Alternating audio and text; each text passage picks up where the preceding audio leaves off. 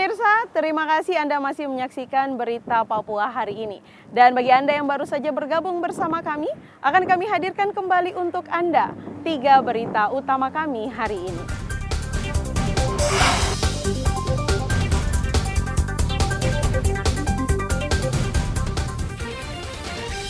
Hilang 7 hari, jasad nelayan ditemukan membusuk di distrik Okaba, Merauke.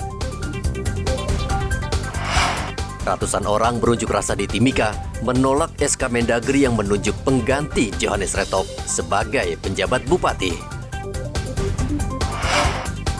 Terkendala cuaca buruk dan medan terjal, evakuasi 6 korban pesawat Sam Air tertunda.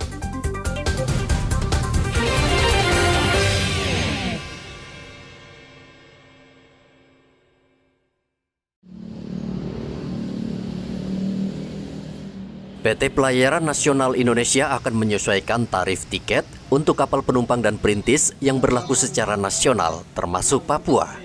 Penyesuaian dilakukan karena sudah 21 tahun tarif kapal perintis tidak naik, sedangkan tarif kapal penumpang sudah disesuaikan terakhir 6 tahun lalu. Tarif baru akan berlaku 1 Juli mendatang, sementara pembelian tiket perjalanan di bulan ini masih berlaku tarif lama.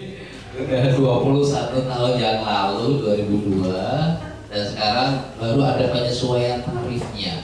Jadi PM itu tahun 2023, kalau dibayangin ya, 21 tahun itu inflasi seperti apa dan seterusnya. Jadi ini yang penting menurut saya untuk bisa disampaikan bahwa terkait dari penyesuaian tarif ini memang dari sisi waktu sudah cukup lama, dan ini memang dari sisi regulator kehati-hatian dan juga penyesuaian ini penting. Terkait dengan yang pertama adalah penyesuaian ini menyangkut inflasi yang sudah cukup lama. Begitu juga dengan PM yang 8 tahun 2023 yang sebelumnya PM 109 tahun 2017, jadi udah 6 tahun. Jadi ini juga menyesuaikan 6 tahun itu inflasi seperti apa. Ya.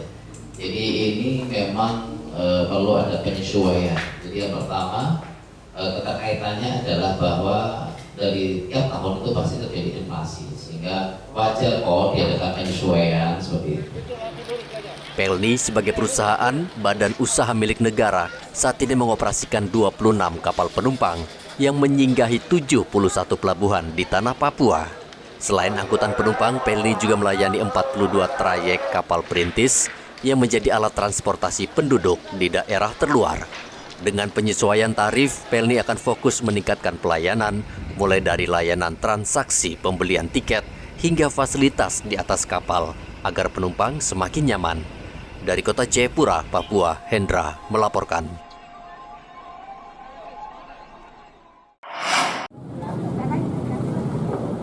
PMI Merauke menemukan darah hasil donor yang tidak dapat digunakan. Darah tersebut biasa saja bermasalah sehingga bila digunakan berbahaya bagi pasien yang membutuhkan. PMI menyebutkan darah hasil donor akan menjalani proses penyaringan atau screening. Biasanya 5 hingga 10% darah hasil donor tidak dapat digunakan karena sudah terkontaminasi berbagai penyakit. Belum tentu semua dapat dipakai oleh pasien karena setelah kita mendonor, kita akan melakukan screening. Di antaranya ada 5 penyakit infeksi penularan yang melalui darah. Ada HIV/AIDS, hepatitis B dan C, kemudian sifilis dan malaria. Apabila ada yang reaktif dari salah satu pemeriksaan, kami tidak menggunakan darahnya. Berapa persen yang artinya yang tidak dapat digunakan itu, dok? Kalau paling sekitar 5-10% lah yang tidak dapat dipakai. Nah, terkait dengan 5 jenis penyakit tadi yang ada dalam donor darah itu, yang paling banyak terdeteksi dalam darah itu penyakit yang mana, dok? Tidak bisa dipastikan untuk penyakit yang mana yang paling banyak. Tapi yang sering muncul di Merauke kalau donor itu apa ya, dok? Yang paling sering kita dapatkan hepatitis.